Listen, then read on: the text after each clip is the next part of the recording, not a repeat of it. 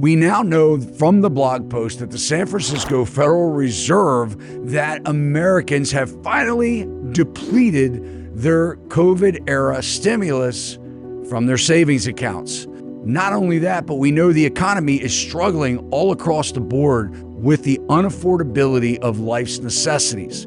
And now we're seeing yet again more banking failures. In this video, Jack Gamble of Nobody Special Finance joins us in our studio to talk about what he thinks is coming next. Hope you enjoy the show. Jack, so glad to have you in studio here, man. Good to see you. Thank you. It's always a pleasure to come down here. Thanks for having me over. I love the fact that you're close. I mean, there's nothing, podcasting with people, online on StreamYard. I mean, it's just not the same than sitting face to face, and so much to cover right now, especially with everything that's going on in the banking industry. And your channel, for those that don't know Jack, Nobody Special Finance, we have his link in the show notes below. Cruise on over and check out his YouTube channel. It's amazing. When I met you the first time, I don't know, last year, or was it the beginning? January, I think. Oh, January. I knew that you were going to be super successful with your YouTube channel, and it's fun watching you grow. You're giving great information, and I want to kind of go over some of the things that you talk about today, because me being in the real estate business is part of it's really financial markets. And, when people buy real estate, they're fixed assets, physical assets, and I think collectively make up probably, if not the largest, one of the largest markets in the world. All you have to do is walk outside of your house, look left and right, and all you see are houses and buildings and things like that. Of course, that's all real estate. But one of the things that I wanted to cover with you today is this sort of like this unraveling banking system. It seems that since we were shocked in 2022 with bank failures, some of the largest bank failures that we've had in the history of the United States, and yet when we look at mainstream media or headline news, the Federal Reserve, they always want to say that the banking industry is strong. And as we know, they're strong until they aren't. So just kind of, I want to dive into that. A lot to cover. But what do you think of the general state of the banking industry right now? So you're right about how the regulators will always say strong and resilient no matter what. And in your interview with John Maxfield, which was fantastic, by the way, he kind of talked about that, how even if there was just absolute pandemonium running amok in the banking system, the FDIC and Janet Yellen and Jerome Powell will only ever say our banks are strong and resilient and well capitalized. They have to. So there's this psychology around the banking system where it's almost viewed as irresponsible to talk about weaknesses in the banking system, because if you talk about weaknesses in the banking system, you're trying to start a panic, you're yelling fire in a theater, you're going to create a bank run. And to a point, that's okay. And there are people that are out there trying to sensationalize and manipulate it for clicks and things like that. But at the same time, there's very important things happening in the banking system, and there are some serious underlying weaknesses in the banking system that need to be talked about. There's conversations that need to be had. We're not having them. Massive decisions with implications for everybody are being made in a vacuum. And people who bring this up and people who point at this and say, hey, we need to talk about this, are being shouted down as doomers and gloomers. And, just a reminder, it's okay to yell fire in a theater if the theater is really on fire. So I'm not saying the theater is on fire here, but there's smoke. Yeah. And if somebody's in a theater and says, hey, do you guys smell smoke? That's not irresponsible. That's just communicating information based on empirical observations. And that's what I want to do today. And there was a bank that failed about 2 weeks ago. It was called Republic First. It was a small bank, $6 billion in assets. Caught a lot of people off guard, caught me off guard. And Todd, this bank was right in our backyard. This was a Philadelphia-based bank, and it was bought out by Fulton Bank of Lancaster, Pennsylvania. And man, I'm like right between those two towns. So this was happening right under my nose. I live in this space. I follow financial news every day, all day. I had no idea this was even going on. I think largely because the name Republic First Bank was eerily similar to First Republic Bank, which was a big one that went down last year. And this bank going down actually started just a few days after First Republic failed. And I think because of the name similarity, this one stayed under the radar for so long. And there was a lot of manipulative things that happened that took advantage of that. And case in point, Republic First, the first news that this bank was on the brink of failure started just a few days after First Republic failed. And yet the bank was only taken into FDIC receivership on a Friday, of course. Banks always fail on Friday because we don't want to panic people. So we let them start their weekends and then quietly mention that a bank failed. But it was only just taken into FDIC receivership, taken over by the government 2 weeks ago, when the bank pretty much failed months ago. And while that was sitting in limbo, while the FDIC was negotiating, I don't want to say in secret, but they were doing it very subtly, and there wasn't a lot of coverage in the press of this. And again, because of the name similarity, it was allowed to stay under the radar. While this discussion was happening over months and months, uninsured depositors at this bank were being given time to get their money out. And uninsured depositors, you talked about this again in your John Maxfield interview, it's deposits over $250,000. There's some exceptions to that limit, but it's pretty much every dollar above $250,000 isn't covered by the FDIC. And so while this discussion about what we're going to do with this bank was happening, the uninsured depositors were being given time to get out of the bank. So they were running the bank for months. This was a slow motion train wreck of a bank. Now it looks like it failed for the same reason the banks failed last year. Large unrealized losses on U.S. Treasuries as the interest rates rise, the bonds go down in value. The banks lost money on those investments. So the failure of the bank itself, I don't think was really that alarming, but it was the government's response to that failure was, I found, very alarming. In particular, the deposit insurance fund at the FDIC took a $667 million hit, which means the government bailed out the bank. Now, under the Dodd-Frank Act, which was passed following the great financial crisis, we decided bank bailouts, we didn't want to have that anymore. Too big to fail was a problem. Politically, it was a very charged subject. Main Street got screwed while Wall Street got bailed out, and Wall Street had created the problem. So we decided we weren't going to do that anymore. So part of the Dodd-Frank reforms that we'd made to the banking system after the GFC was to create bail-ins. And a bail-in basically says if you're over the insured limit, instead of getting your money back, you're going to get stock in the bank. You get equity in the bank, which is basically worthless because the bank just failed. Sinking ship. Yeah. That's the law. That's what the law says. Now, Congress put a back door in there that said, okay, what if like a JP Morgan goes under? We can't, that JP Morgan is obviously too big to fail. So they created the systemic risk exception, which says, okay, if a bank goes under and it's so big, we're going to leave this back door so the government can still do a bailout in this systemic risk exception circumstance. If a bank is just so big, it represents this existential crisis for the financial system. And that's what they did for Silicon Valley Bank. They decided that uninsured depositors losing money in Silicon Valley Bank would have caused uninsured depositors at other banks to pull their money out. It would have created a contagion risk. And so they evoked the systemic risk exemption and they bailed out all of the depositors, including the uninsured, which means the deposit insurance fund, John and Jane Q, bailed out Silicon Valley, wealthy tech startup companies that had a lot of money so they could make payroll and things like that.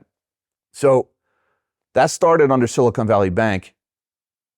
And they did the same thing with Republic First. Now, Republic First was only a $6 billion bank. It was a very small bank.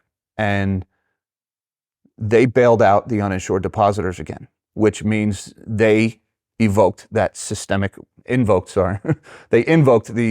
risk exception, which means they said this little $6 billion bank was too big to fail. And what they're saying in doing that is that this tiny little bank in Pennsylvania represents an existential threat to our banking system if uninsured depositors lose money there, and therefore we're going to dip into the deposit insurance fund to bail out those uninsured depositors. That flies in the face of the changes we made to the banking system after the GFC. The systemic risk exception was made to stop a big bank from going under. And now what they're doing is every bank that fails, they're saying, basically by exception or by extension, every bank in the country is now too big to fail.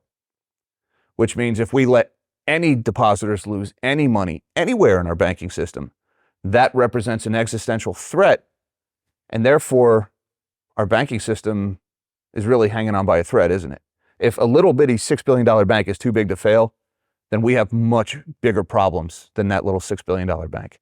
It amazes me that when we look at banks or businesses, I mean, it's no different than my business or your business. You have a business, you have a profit and a loss, profit and loss statements, balance sheets. You have to run your business to be profitable, or at least a break-even business, or you're going to go out of business, right? I mean, or become bailed out by the government. Now, it sort of is the same with banking as private sector business, or like my business, where they failed. So clearly they failed, right? Yep. So the investors in the bank lost everything.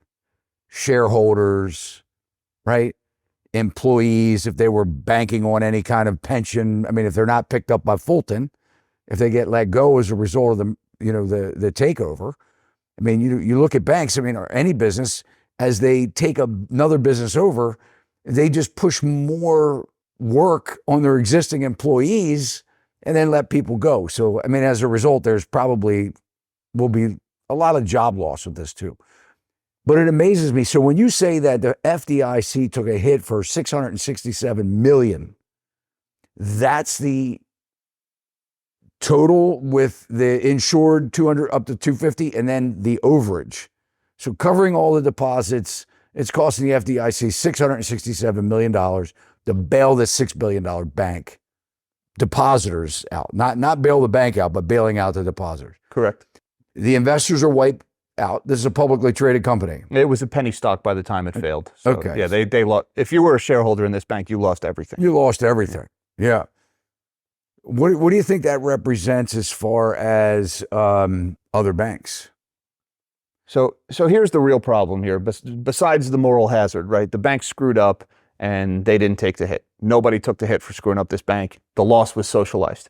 All right. And we saw this coming a long way off there. The bank's auditor, a company called Crow, in 2022 flagged material weaknesses and internal controls over financial reporting at the bank, which means, hey, this bank is lying about their finances. And Republic First fired their auditor and replaced them with somebody who would approve their books. So the warnings were there. These guys were up to no good.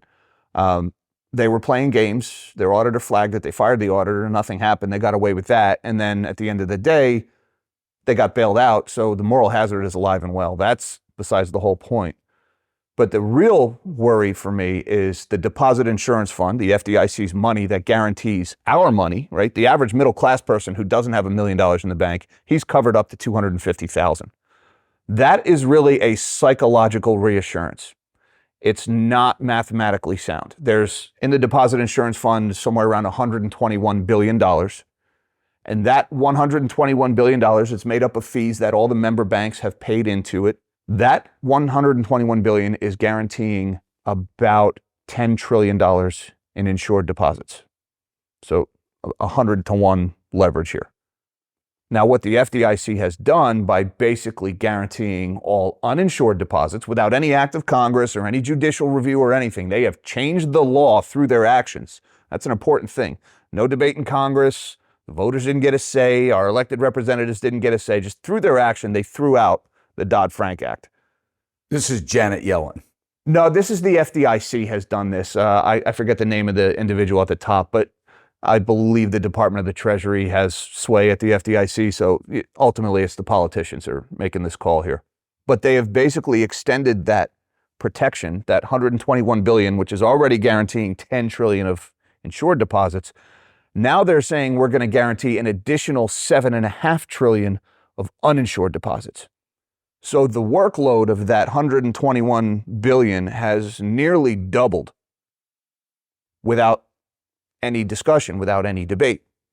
And it's basically like I use the analogy of the lifeboats, and this is where I get accused of being a little too doomy, but this analogy holds up. The Titanic takes a hit, and the rich people are getting on the lifeboats. And that's fine. The rich people, the lifeboats are there for them too, but they're being allowed to take their luggage with them. And we know there's not enough lifeboats for everybody. And the rich people are saying, we need to bring our luggage because if the poor people see us leaving without our luggage, they might panic, and we wouldn't want to have a panic on the deck, would we? That doesn't change the fact that the boat's sinking. There's not enough lifeboats. And instead of putting people in there, and by people I mean making sure everybody is protected by that money, which is already a stretch, we're letting the wealthy take everything with them. And maybe that's the right call, maybe not. There's, the reasoning is if uninsured depositors at this little bank lose money, then the guys at the next bank down the street might get a little froggy. They might pull their money out, and then the guys down the street might do the same. Next thing you know, you have this run on uninsured deposits and the panic spreads. So I'm not saying letting all these people lose all their money might be the right decision.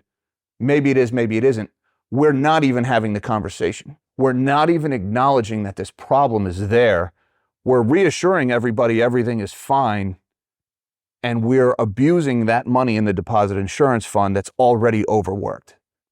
And that conversation needs to be had. We need to really have a long talk, because after the GFC, we changed the rules, we changed the law, and we said too big to fail can't happen anymore. And now it's happening every day almost.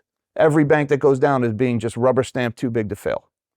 I almost think that at the end of this wreckage, and I think we are about to see some wreckage. I mean, you can't,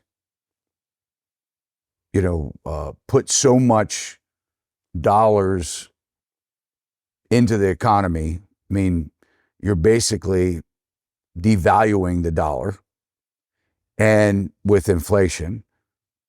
I think one of the problems with the banks is that, and we talked about this on our Tuesday night podcast, is that America's broke. So when you provide the amount of stimulus, I think this is one of the problems too. I mean, you can look at the commercial real estate, 70% of balance sheets. You can look at that bloodbath that's coming, right? Especially, they don't want to admit it. And I think one of the reasons that, there's a lot of immigration discussion going around right now. And, people are talking about, I'm not making this up. We're hearing this on mainstream media, governors busing illegal immigrants across borders to different states. They're putting them up in hotels. So there are a lot of bankers that would say, oh, the hotel industry is great. Well, I guess so. They're being filled, right, with people that have, getting money, handouts from the government. But when we look down and really boil down into the commercial real estate industry, the office space is a disaster. The retail space is starting to get that way. I mean, restaurants, most people can't afford to go out and spend $70, $80 for a dinner for two on something that they'll cook at home for a lot less. We're starting to see, the real estate industry is almost halted. We have pockets of, because of lack of inventory, but at the same point in time, people don't have money. They're now asking for seller contributions in order to cover their down payment costs. Purely, America's going broke. Consumers are broke. So when you look at the banking sector that requires depositors or average daily balances in deposits in the bank, those numbers aren't there. So, these banks are making decisions 2.5, 3 years ago based on stimulus and savings being injected into the bank accounts. Well, as this savings has been depleted, this lag effect is kicking their ass. That's number one, right? But the other thing, which is very interesting, they don't have to keep any vault money anymore, right? So they've never been at a worse or more susceptible since the FDIC was created, right? They've never been more susceptible to bank runs than they are today because they don't even have the 10% vault money anymore, right? So you're looking at, they take your money and it is spent and invested the minute you put it in the bank. But what I want to, before we talk about, because I know there's been a lot of bad reporting. We don't know what's happening with banks because of the obvious self-fulfilled prophecy. If you come out and say the banking sector is screwed, everybody's going to start yanking their money out that they have. They don't have enough money to cover it, just to put it under their mattresses or in their mason jars like they did back in the day, right? But now, let's talk about the fact that these credit card companies have extended all this debt to people. I mean, that's going to hurt these banks. I mean, you have banks like JP Morgan. I think Chase is one of the biggest credit card lenders. You have Capital One. You have these big brands that have lent all this money, over $1 trillion in consumer credit card debt. You have auto loans that these banks have financed that are, in default. I mean, these banks they are probably as susceptible as can be. But my point is, back to the running of a business. These bankers, what are the implications on them? They're using other people's money for their investments to bring in the money. They've got the depositors' money that the government is saying, we're not going to let these depositors fail. What's the risk? Why do they have to worry about profit? You could be as risky as you want in business if you don't have to worry about any implications to your failure as the CEO of the bank. Maybe you just go get another job.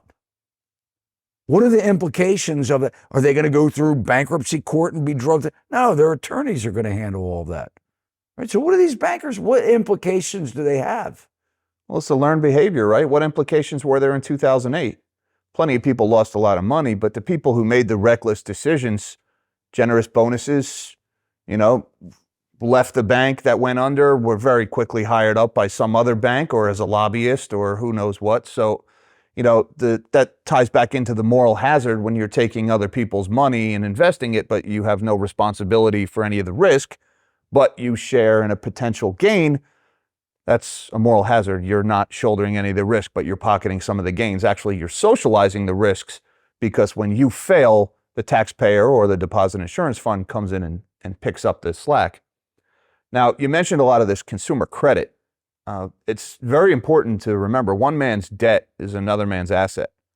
So all of this credit card debt, all these IOUs, buy now, pay later loans, student loans, mortgages, car loans, all this consumer debt that defaults are still relatively low, but on the rise in every single category, that is on the balance sheet as an asset column for some bank somewhere or some asset-backed security somewhere in somebody's pension.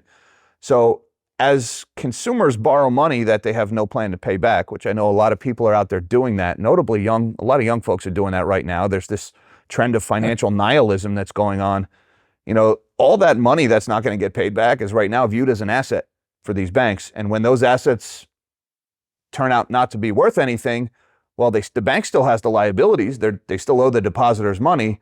That's when they reach over to the deposit insurance fund and say, I'll have another bailout, thank you. Yeah, the asset that really is like this invisible asset.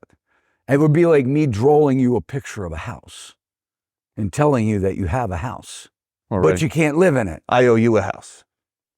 I can just crumble it up on a piece of paper and throw it in a trash can and say, you no longer have a house. So it's an asset on a balance sheet that could or could not exist. It's only as good as the credit of the person who borrowed it. Right. And you also touched on the how the luxury spending is still there, but a lot of people can't afford to eat out. You're going to hear a phrase a lot over the coming months, bifurcation. I'm starting to read that a lot in the financial press, where they're talking about the luxury retailer is still doing well, the luxury hotel, the luxury airlines, they're doing fine. Spirit Airlines, though, they're having trouble. Applebee's, Dine Brands Global, they reported earnings last week. Terrible comps for their restaurants. But the fancy restaurants are still booked because the wealthy can still afford to eat out. The high-end hotels aren't doing so well. Well, where your Fairfield or your Hampton Inn, that's struggling, but the luxury hotels are doing better. You're seeing this bifurcation in the economy now where the middle class, what's left of the middle class and the lower class, they're cutting back. Even the credit card debts are now maxed out.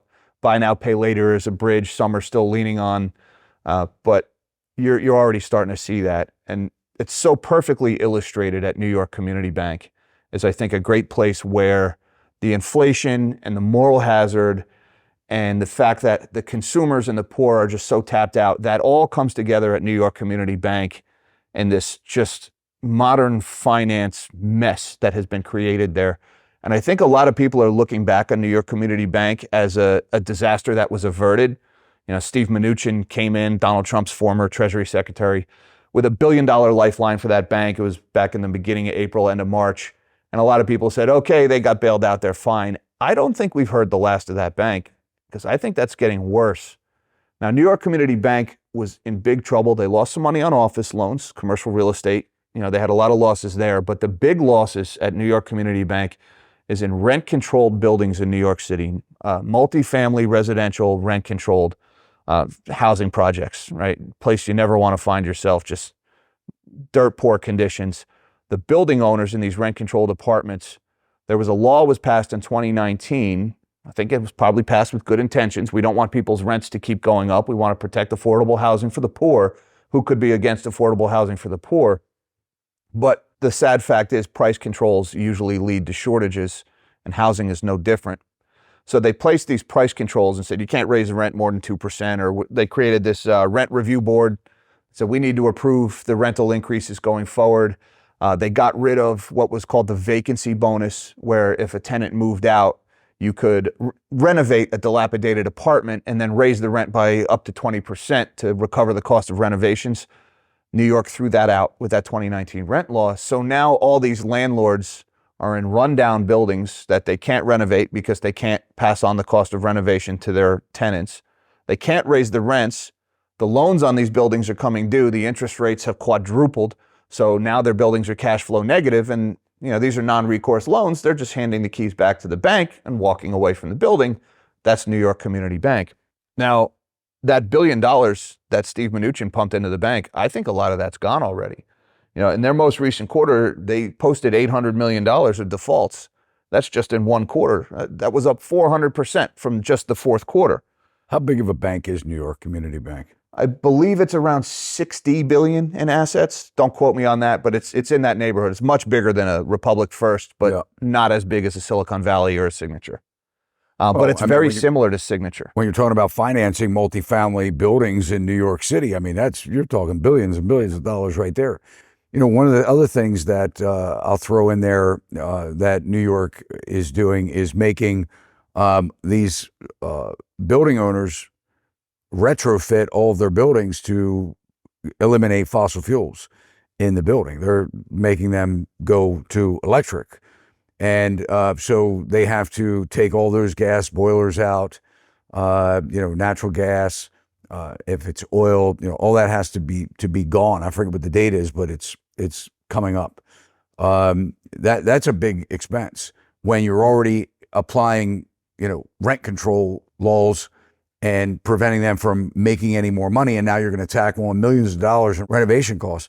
And, there's a lot of proposed legislation now staying on the multifamily, Jack, that they're proposing laws across the country where the landlord would have the first right of refusal to rent. So if you have somebody that you want to get out of your apartment or your house because you want to move back into it, whatever, but renovate it, do something different, get more money out of it. They're proposing these laws where the tenants would have the right first to whether they want to renew the lease. And if they do, the landlord can't kick them out. The erosion of private property rights, absolutely. It's coming. But anyway, let's continue with New York Community Bank. Well, first, one of the things I want to talk about, if we can just backtrack for a minute, when we were talking about media, the media lying about or not being forthright about what is happening on the government or legislative side. I know you had mentioned to me something about Wall Street Journal, an issue with Wall Street Journal. What was that all about? When Republic First failed 2 weeks ago, Wall Street Journal did an article about it. And I remember shouting out loud obscenities in my office when I read this quote. Just keep in mind, they just got done in this article telling us the deposit insurance fund is hit for $667 million. And this article had this one quote I wrote down: since there is a buyer, referring to Fulton Bank, who bought the majority of the assets.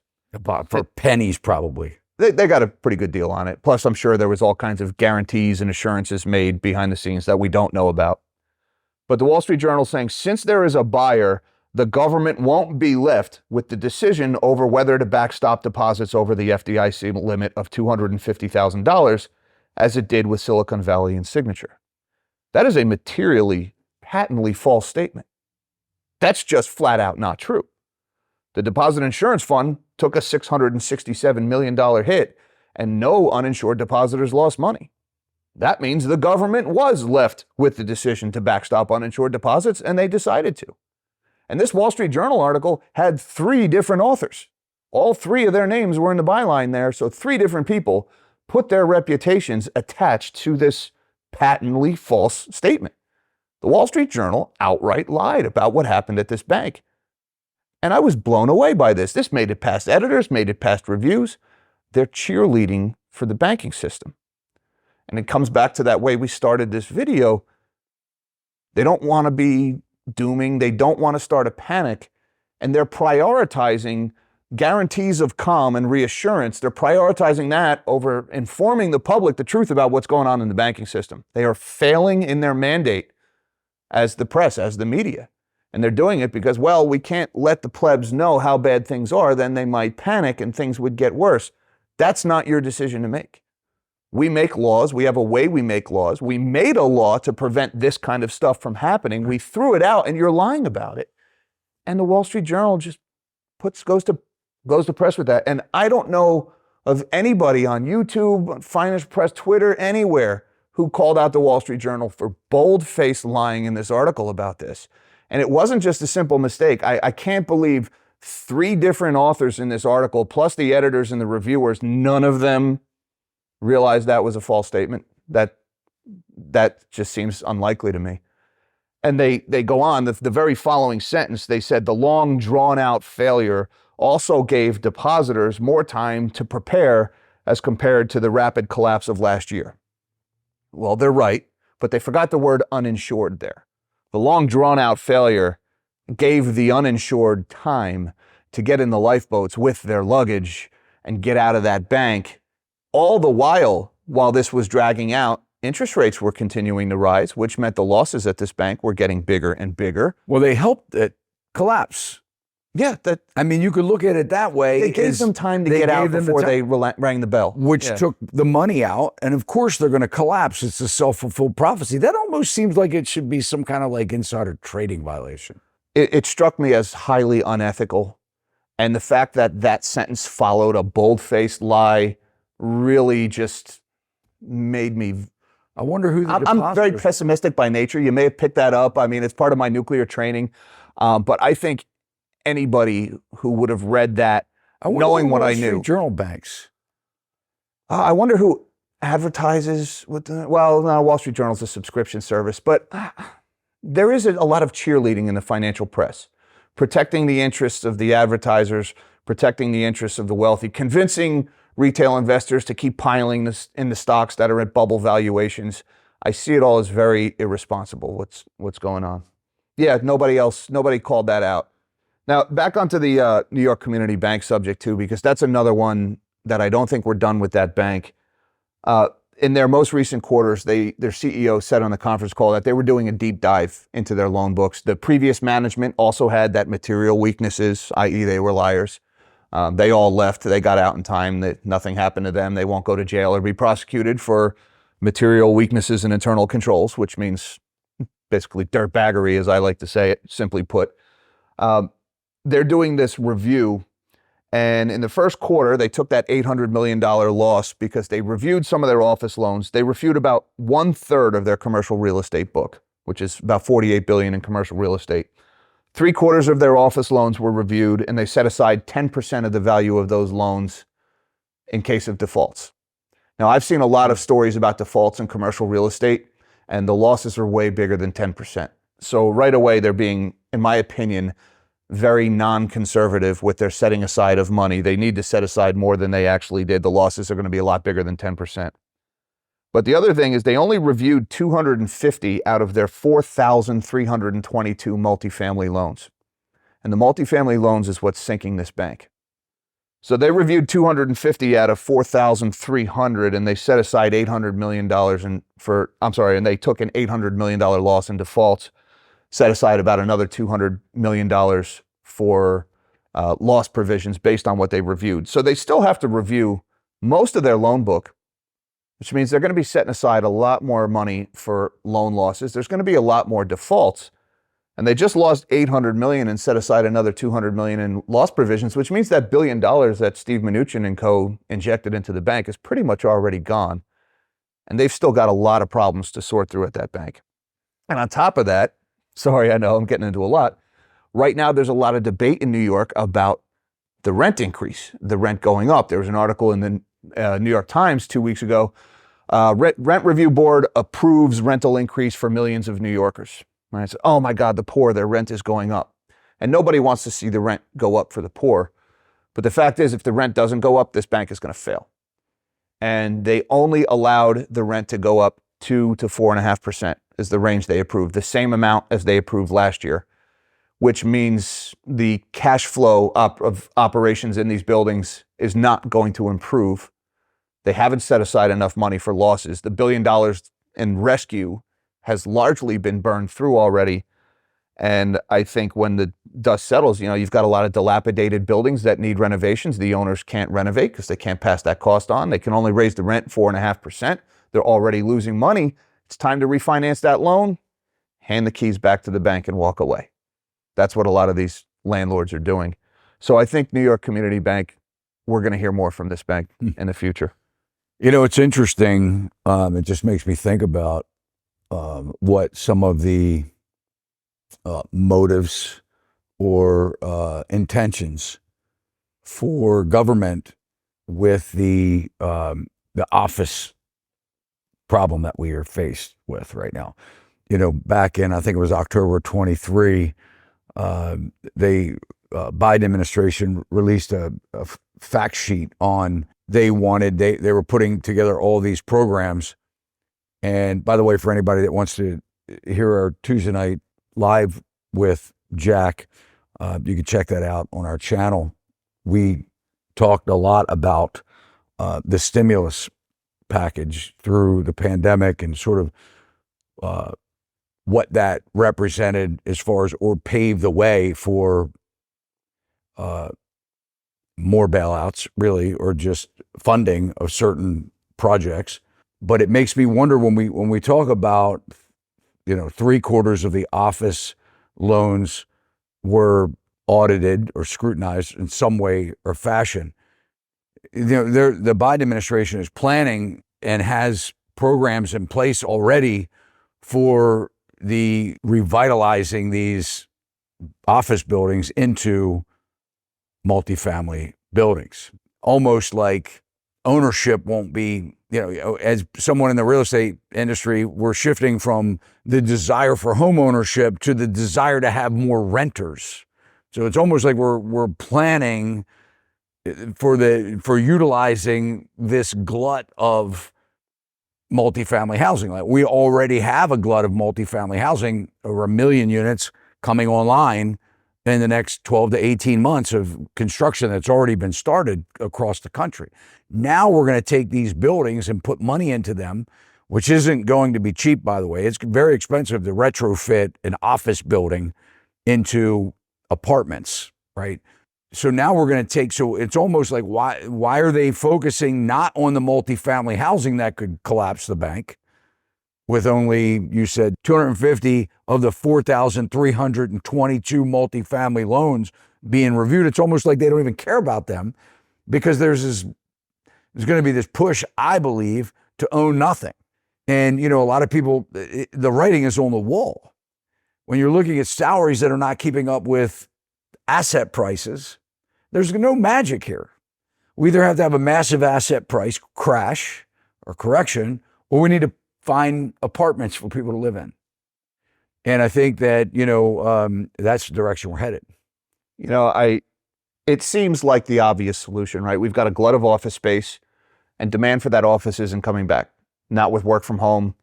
The demand, we're just way over officed now.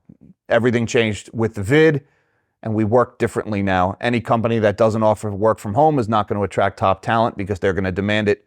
And so office is never coming back to where it was, which means a couple of 25 basis point rate cuts from the Federal Reserve is not going to be enough to save the office portion of commercial real estate. It might help with multifamily residential, but it's not going to save office.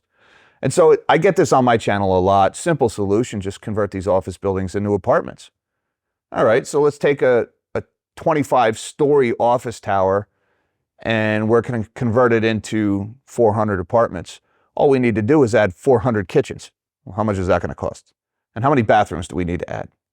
And what about fire code? Oh, that's right. We have Encyclopedia Britannica volumes of fire codes and housing codes, and the studs need to be so far apart, and the outlets and the islands, need to be GFIs or not. All this code that is going to be applicable. Are we going to throw all that out in order to expedite this review? No, we're not. No. They're more likely to just add more.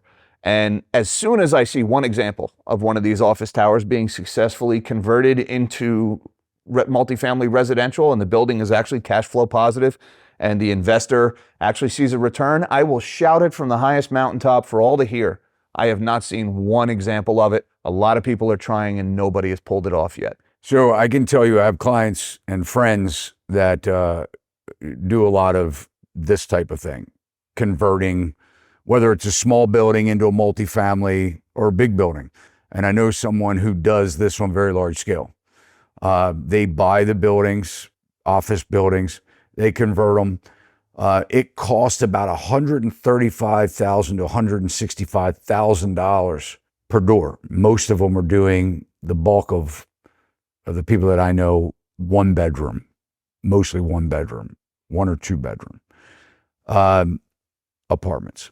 The issue becomes, if you take, let's just say, 25 defaulting office buildings in a 5-mile radius, you add 50 or 60 units to each one of those buildings, you have a heck of a lot of units now, right? I mean, it won't take long for it to be a glut. But here's what these operators are doing, these converting operators, converting these buildings.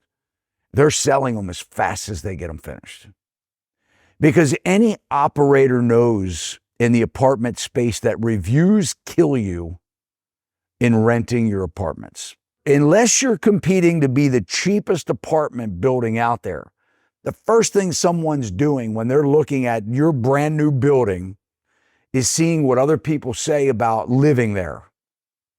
So what these operators do is they convert these projects and they sell them off as fast as they can before the reviews get so bad that they are operating in the negative, right? This is in a normal world. And where are those people going to work, by the way?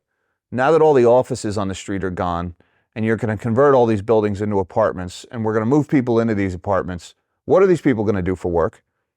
And if you have a former office building that's now full of a few thousand people who are out of work, what are the reviews going to be like on that office building, but from the people who have to live there?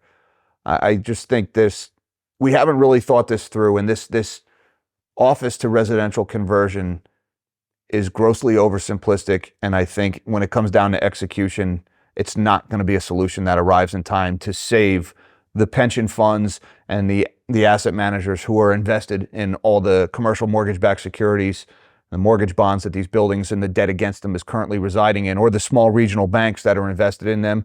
This residential conversion is not going to happen in time to stop that from going belly up. You're right. And I want to clarify, the 135 to 165,000 unit, that's the construction cost. That's not counting the soft costs that go into the engineering, the redeveloping, the planning and all that, millions of dollars that it takes to do something like that, and not counting the acquisition cost, by the way. This is New York. So now keep in mind. And I'm talking about here. Grease the wheels. Do you want to get this done in New York? New York is probably 5 times the amount. You go out to the West Coast, probably 10 times the amount. I mean, it's probably, very expensive. It's regional. I'm talking about right here in Maryland, okay? I do want to touch on one thing, Jack, about the office space, because that's been coming to fruition for a long time, which I want to talk about a little bit, that leads us into the cost of having employees. If you look at work 30, 40, 50 years ago, everybody went to the office. We spent the bulk of our life in our car and in the office. We come home to our house that we spend 3 or 4 hours at best a day before we go to bed, right, for the night and sleep. So basically, we've got this box that we sleep in, that we spend a lot of money on, and the rest of the day we're at work, working our job, right? We're doing activities.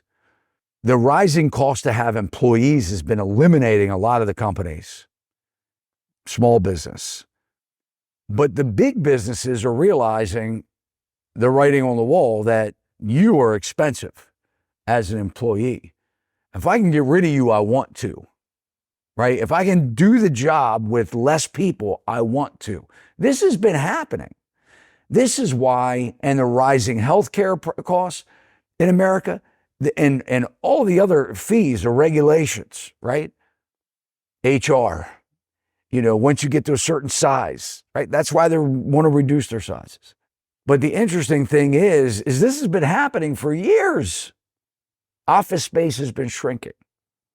Office demand has been shrinking. Yes. And space. So if you had let's just say you averaged about 150 to 160 square feet per employee.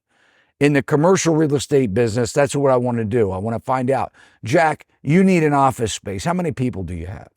Well, let's figure out how much space you need, right? Because most people had their own private offices. These bullpens, or they had a cubicle, a 10 by 10 cubicle, maybe a, smaller size. But I mean, people had desks, big desks, conference rooms, employee workstation, or gathering areas, kitchens, whatever, reception areas, waiting rooms, right? Add all these things up, bathrooms, many bathrooms. Right? That size has really been shrinking because they went to more of the bullpen kind of mentality, open workspace, where we can get 10 people working in the same space as 3, where they used to work. As long as we have the fire and life mechanisms in the building, and if something were to break out, we can evacuate, we can sprinkle, they have parking, we can assemble now and pack people in a smaller space. So that's the kind of thing that's been happening. Since the pandemic, it's just escalated this. The other thing is when we're looking long term, I remember about not quite 10 years ago, talking with architects that were designing office buildings. They were eliminating big parking because autonomous cars are going to take us to and from work. Right? We're going to get back to that. They're saying that mass transportation, they want to squeeze everybody in 15-minute cities. So when they're looking at these buildings and preserving them in housing, I think the purpose of that is because they want to have people working and living in the same proximity. They don't want people driving 45 minutes to an office building somewhere. So I think big things to come. But I think this is all part of the plan. Yeah, that mass transit, that high-speed rail in California, I think we can expect that any day now. Been hearing a lot about that since I was born anyway. Haven't seen a lot of rail laid yet, but that's going to change. But that's very interesting. Those stats that you pulled out about the bank. Let's talk about inflation and kind of wind this thing down a little bit. What's going on with the Japanese yen? I know you've been covering some of that. Man, it seems like their currency's collapsing. It is, or it has been. And actually, just last week, the Japanese finance ministry intervened and propped up their currency. The Japanese yen was falling very rapidly last week, and it reached about 160 yen to the dollar before the Japanese finance ministry stepped in. And they sold a bunch of their dollar holdings in the open Forex market to drive down the price of the dollar, and they used it to buy their own yen to drive the yen a little bit higher. And so sounds reckless. The yen strengthened. It's intervention. It's messing with the free market. See if we can save ourselves. Yeah. Now the Japanese have been involved in just grotesque manipulation of interest rates. They held their interest rates negative for years. They have been printing money like gangbusters, And it's finally coming to a head. Debt to GDP in Japan is 263% of GDP. I mean, we think we have it bad here. We're about 121% debt to GDP here in the States, 263 in Japan. So the Japanese now have a collapsing yen as a result of all this debt. And they also, there's a big problem because they finally raised their interest rates from negative 0.1% to zero. That was their big interest rate hike to They're normalize. trying to be more like the United States. Yeah. But the problem is you can borrow in yen right now. You can go to Japan, borrow from a bank, paying nothing interest, convert it to US dollars and go buy a US Treasury bill that's yielding 5.4%. It's called the yen carry trade. You borrow in yen, convert to dollars, and buy US assets. And that's the more conservative, parking it in T-bills. You could also buy high-flying tech stocks or real estate with the money. And so you've had a lot of people are in Japan borrowing yen, converting to dollar, and it's really the gap between interest rates in Japan and interest rates in the US that's creating this decline of the yen, because it's worth it to dump your yen for dollars and invest in the States. It's actually worth it to go to a Japanese bank and borrow the yen just to dump it in the Forex market for dollars and invest in the US. So this is causing the yen to collapse as everybody dumps it for dollars or for other currencies. So the Japanese government intervened. They dumped some of their dollar holdings to try to prop it up, and it worked temporarily. The yen went from 160 to the dollar down to 151 to the dollar. So the yen strengthened. They dumped about $58 billion last week, which is as much as they dumped the last time they did this in 2022. And then when they stopped, it's already right back up to 156 as of this morning.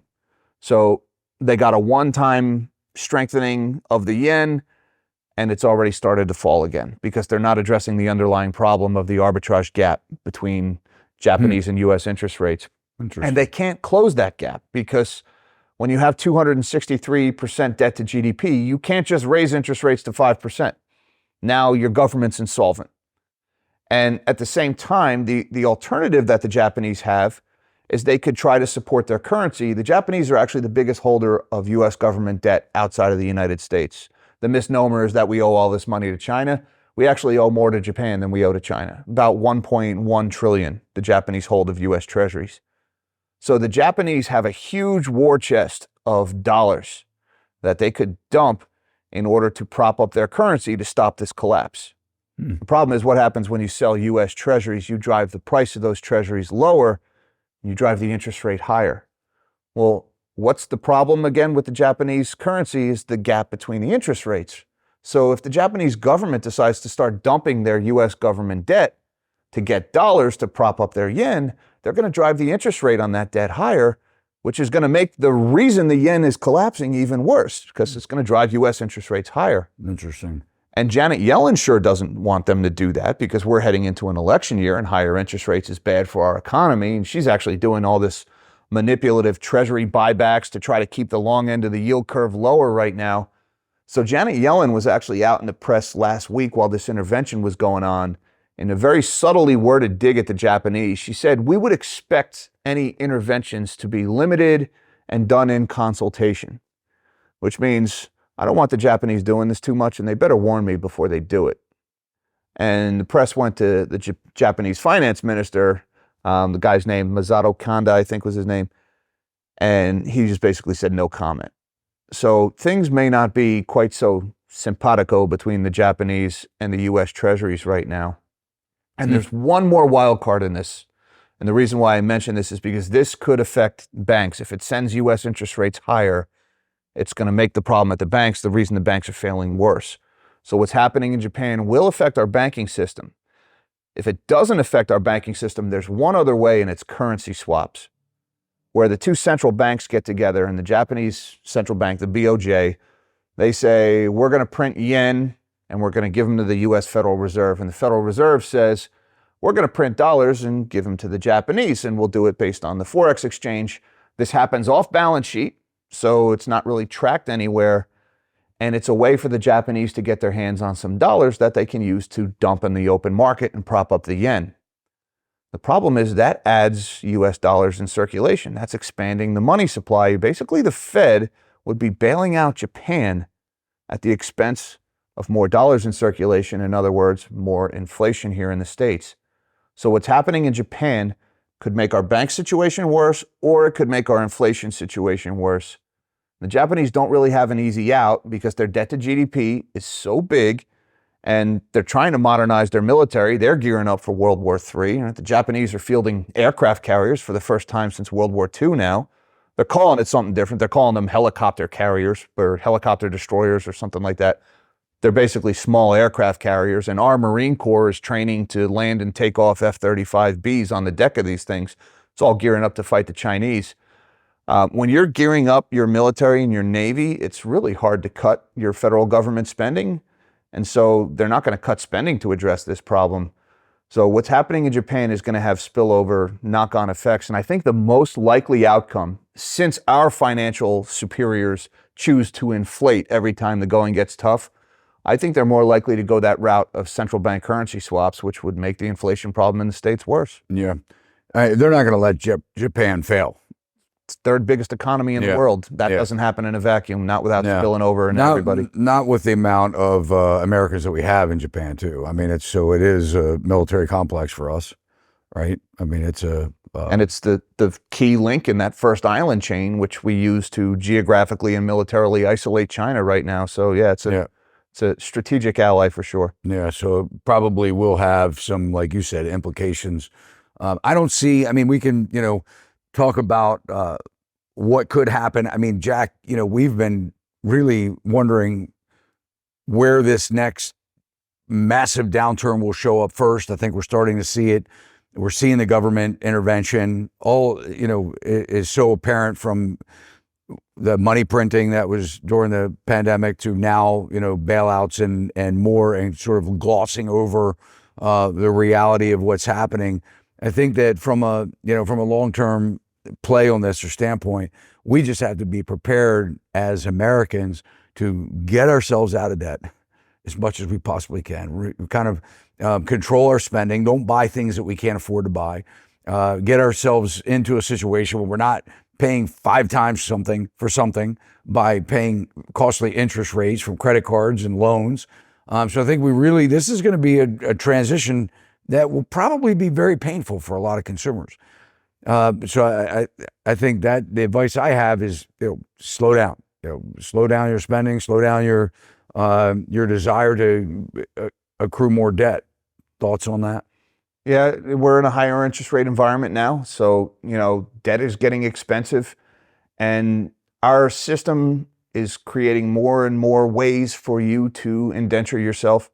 Right? Buy now, pay later. I've talked about a lot on my channel. That's a new thing that just came out of nowhere. It's debt that is reckless. There's a lot of hidden late fees and things like that. And I saw an article of 15 million Americans or 15 million households are putting groceries on buy now, pay later right now. Assuming an average household of 4, that's 60 million people are paying in installments to put food on the table. So, to say, hey, when is the crash going to happen, or when are things going to get so bad? Just because stocks have gone up, what makes you think things aren't already that bad? You got 60 million people are eating on buy now, pay later debt right now. Asset prices be damned. Those people don't care about what the stock market is doing. And the stock market can go off in a corner and do whatever it's doing. If those people can't afford to eat at the restaurants that are publicly traded, stay at the hotels publicly traded, or buy the iPhone from the publicly traded company, sooner or later, Main Street will pull Wall Street down with it.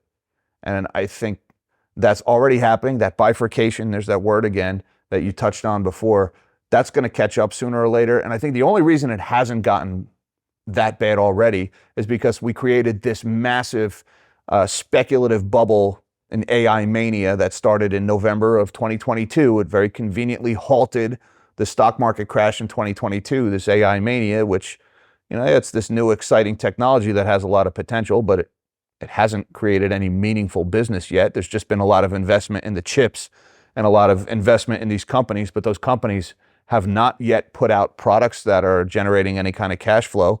And the second the market realizes that, you better look out. No, we always appreciate you coming on the show and sharing your insight, your value. And for anybody listening, cruise on over to Nobody Special Finance, links below. Show Jack some love, subscribe to his channel. He does a live stream, every day? Every morning. What a commitment that is. It is, and I'm not really a morning person either, so it's a struggle. How long have you been doing that? I started that January of last year. So for over a year, every morning, Monday through Friday, at market opening, right? Every business day, 9 a.m., we go live. Yep. Yep, Eastern time. So Eastern time. Check it out, and thanks so much, man. Thank you. Appreciate you having me on.